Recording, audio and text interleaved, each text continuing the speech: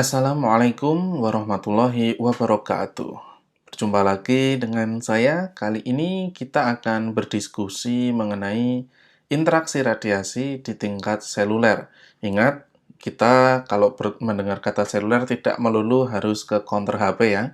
Jadi di sini kita akan membicarakan radiasi ketika dia di tingkat sel, itu dia efeknya akan seperti apa. Jadi ditunggu ya.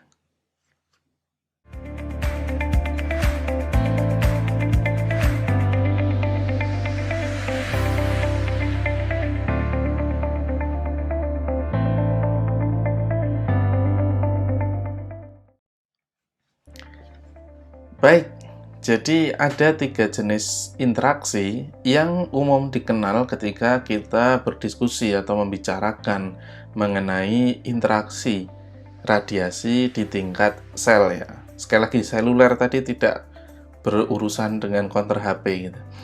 Jadi ada 3 jenis interaksi. Apa aja itu?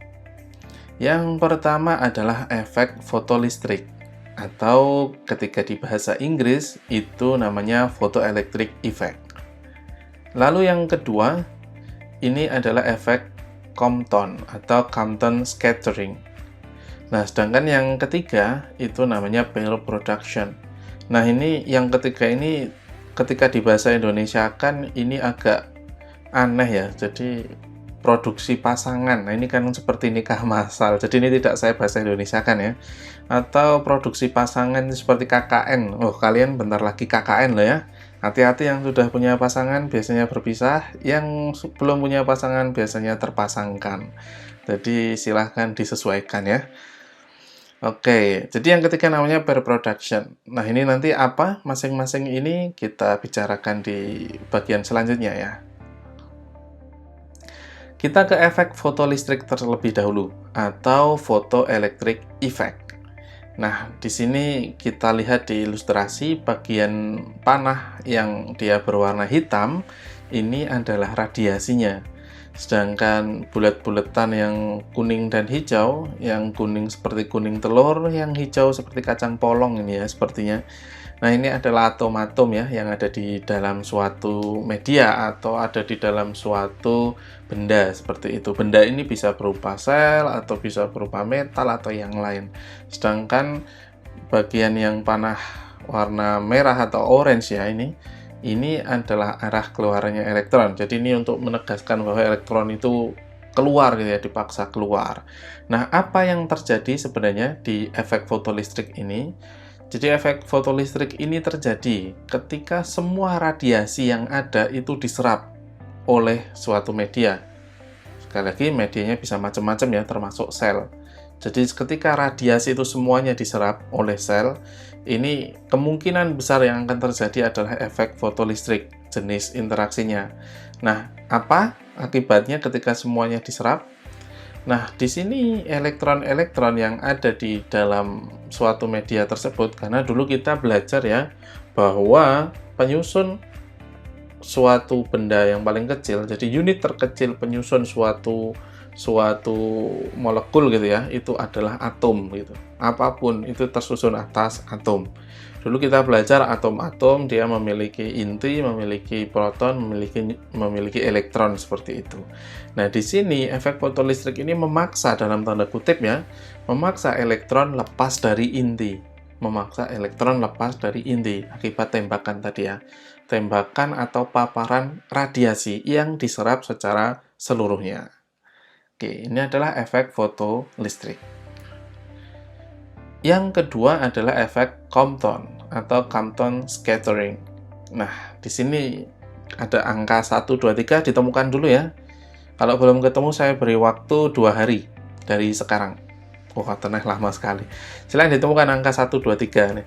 Jadi angka 1 ini adalah radiasinya, ya. Kita lihat di situ warnanya merah itu ya. Radiasinya lenggik-lenggik itu. Lenggik-lenggik itu bergelombang. Nah, angka 1 itu adalah arah radiasinya, sedangkan bulat-bulat yang penuh dengan jerawat itu ya. Jerawat hijau-hijau itu adalah atomnya. Nah, untuk Compton scattering ini tidak semua radiasi itu diserap. Tidak semua radiasi itu diserap. Tetapi di sini tetap akan ada elektron yang dia dikeluarkan. Akan ada elektron yang dikeluarkan. Tetapi bedanya dengan yang tadi, yang pertama adalah radiasi tadi tidak diserap ya, tidak semuanya diserap. Sebagian diserap. Karena apa? Karena sebagian itu dia akan dipantulkan ya. Sebagian dia akan keluar lagi yang ditunjukkan oleh nomor 3. Jadi nomor 1 adalah arah datangnya radiasi, tetapi ketika mengenai suatu molekul, mengenai suatu atom lebih kecil lagi ya, itu tidak semuanya diserap. Nah, sebagian dari radiasi tadi itu dia mantul, dia memancar kembali di nomor 3. Tetapi dia masih mengakibatkan elektron-elektron itu bisa dikeluarkan dari atomnya. Ya, ini ditunjukkan oleh nomor 2, seperti itu. Lalu jenis yang ketiga adalah pair production. Nah, di sini ya, mungkin nanti teman-teman bisa memahami dari penjelasan ini. Ini misal ada sinar gamma, dia datang menabrak suatu atom gitu ya. Nah, di sini diproduksi dua jenis komponen gitu ya, yaitu elektron yang dia bermuatan negatif dan elektron yang dia bermuatan positif atau disebut positron. Nah, ini bisa terjadi ketika kita berbicara di ranah radiasi ya, efek dari radiasi, khususnya di pair production. Jadi di sini produksi pasangannya adalah pasangan elektron dan positron. Nah, ini adalah ciri khas dari pair production.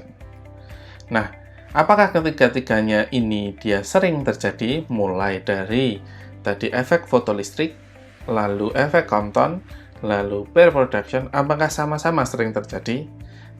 Ternyata tidak. Hanya efek Compton atau Compton scattering yang dia paling sering terjadi. Oke, kemarin kita belajar untuk jenis radiasi yang ionisasi yang paling banyak kita bicarakan kemarin ada sinar gamma, lalu alfa dan beta ya. Kita mulai ke sinar gamma dulu yang dia daya tembusnya itu dia paling jauh. Nah, ini elektron-elektron ya. Ketika sinar gamma itu dia mengenai suatu benda gitu ya, dia akan membuat si benda itu atau elektron yang ada di atom-atom menyusun benda itu, dia akan keluarkan gitu. Tentunya dengan dosis dan waktu tertentu ya. Nah, ternyata ini elektron-elektron ini dia bisa traveling gitu. Dia suka traveling, dia suka jalan-jalan. Jadi dia bisa jalan-jalan ke seluruh sel gitu ya, seluruh sel si elektron ini dia jalan-jalan. Nah, ini saya ibaratkan di sini ada dua orang traveler ya. Dia nggak tahu ini ketinggalan pesawat atau gimana kok lihat pesawat di atas. Dan ini kok kayaknya dia mau naik pesawat untuk ngaji. Ini kayaknya bawa kitab ini ya. Kayaknya kalau paspor kebesaran ini kayaknya kitab ini. Oke.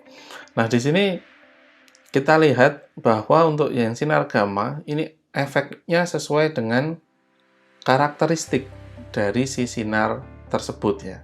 Jadi dia nembusnya paling jauh, akibatnya si elektron-elektron ini dia juga bisa traveling kemana-mana. Seperti itu. Lalu yang kedua adalah di tadi sinar gamma ya. Sekarang adalah sinar alfa dan beta, di mana efeknya hanya akan terjadi ketika si sumber radiasi itu dekat sekali dengan sel. Kemarin saya sampaikan ketika tertelan, termakan atau terhirup gitu ya, itu baru dia berefek. Tapi kalau dia tidak masuk ke dalam tubuh, dia tidak akan memberikan efek apapun. Nih, contoh ini ya. Jadi ketika dekat seperti ini, alfa beta ini, dia baru akan memberikan efek ke dalam sel.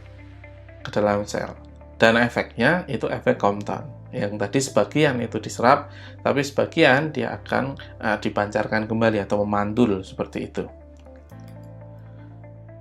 Nah, ketika kita berbicara spesifik pada tingkat molekul atau tingkat atom, sekali lagi atom ada intinya, lalu ada komponen di sekelilingnya ya.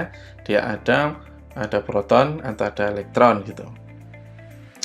Nah, efek dari interaksi ini mengakibatkan elektron yang ada di dalam atau atom gitu ya. Atom, karena atom itu penyusun molekul ya, itu bisa radiasi itu bisa mengakibatkan si atom itu dikeluarkan dari molekulnya. atomnya ya, dikeluarkan dari molekulnya. Ini kemungkinan pertama.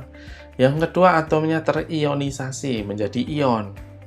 Atau yang ketiga, dia dihancurkan. Dia menjadi hancur atau rusak. Nah, karena sel itu juga komponen-komponennya, ketika kita zoom in lagi gitu ya, sel itu ada dinding sel, ada badan Golgi, ada nukleus, DNA, itu kan semuanya tersusun atas atom ya. Nah, ketika terkena radiasi, ini kemungkinan-kemungkinan yang bisa terjadi. Atom-atomnya bisa dikeluarkan, atau atomnya terionisasi, atau atomnya justru hancur atau rusak. Nah, ini di tingkat yang paling kecil dulu. Jadi seperti ini. Karena semua komponen itu tersusun atas atom, nah, ketika ada mekanisme atau fenomena seperti ini, radiasi, ini tentunya akan memberikan banyak dampak seperti itu. Nah, salah satu hal atau salah satu fenomena yang sering terjadi adalah munculnya radikal bebas ketika kita berbicara mengenai interaksi radiasi di tingkat sel.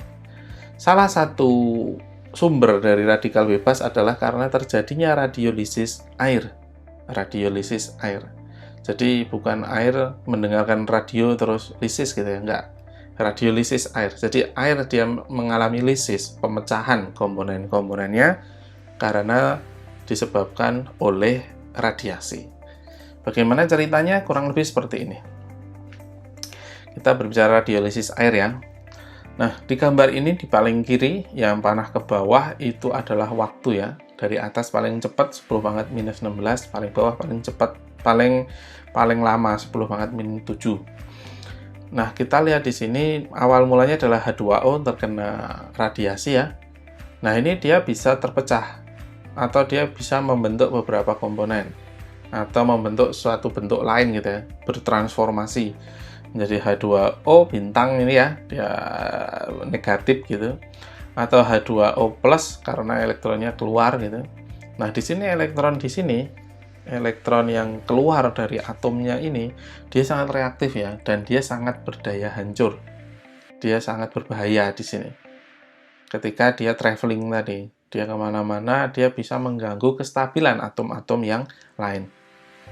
Nah, lebih jauh lagi ketika terkena radiasi dalam dosis dan waktu yang cukup lama, ini dia akan terpecah kembali menjadi misal nih H plus HO gitu ya, atau HO plus H3O plus, dan termasuk membentuk elektron lagi. Nah, di sini komponen-komponen ini bisa berkombinasi ulang karena di dalam tubuh itu kan banyak sekali air ya. Komponen tubuh kita didominasi oleh air. Ketika terkena radiasi dalam waktu yang lama dengan dosis yang memang cukup tinggi, ini bisa terpecah menjadi komponen-komponen seperti ini. Dan ini bisa berkombinasi silang, kombinasi ulang. Harusnya H dengan HO jadi H2O lagi, tapi ini bisa loncat ya. H ini bisa membentuk beberapa komponen lain. Misal yang paling bawah ini H2, HO, H2O2, H3O+, HO-, H+, dan seterusnya. Nah, di sini kita lihat yang paling berbahaya tentunya adalah ini ya, H2O2 atau hidrogen peroksida. Ini bisa terproduksi akibat radiasi. Dan H2O2 ini sifatnya adalah racun bagi sel. Jadi ketika paparan radiasi itu dengan dosis yang cukup tinggi dan waktu yang cukup lama, tentunya akan banyak sekali dalam hitungan detik gitu ya, sel-sel itu akan keracunan dan mati. Dan ini bisa mengakibatkan fatal ya, berakibat fatal bagi kehidupan si organisme. Nah, ketika kita berbicara mengenai radiasi terhadap suatu benda gitu ya, terutama benda hidup gitu, karena kita berbicara dengan sel, itu sering dikenal ada istilah LED atau linear energy transfer. Kita bisa mendeskripsikan pengertian dari istilah ini berdasarkan namanya ya. Jadi ini energi transfer, berarti energi yang ditransfer ya secara linear. Karena tadi kita lihat ilustrasinya radiasi itu ketembak dalam jalur tertentu ya. Ada lintasannya tadi ditembak terus gitu. Nah, di sini atau kita bisa menyampaikan bahwa LED ini adalah parameter fisik yang menyatakan rata-rata energi yang dilepaskan per unit panjang lintasan. Jadi energi yang dilepaskan. Jadi kita misal di ilustrasi di sini ada garis-garis merah ini adalah lintasannya, lalu yang paling kiri garis-garis pink ya, garis-garis pink ini adalah lintasannya, lalu yang kiri ini adalah yang low light, yang kanan adalah highlight. Maksudnya kalau low itu ya dia energinya sedikit, dia rendah yang dilepaskan ya per unit lintasan. Jadi kita lihat ini merah-merah ini adalah yang dilepaskan. Dia kan satu lintasan cuma satu gitu ya.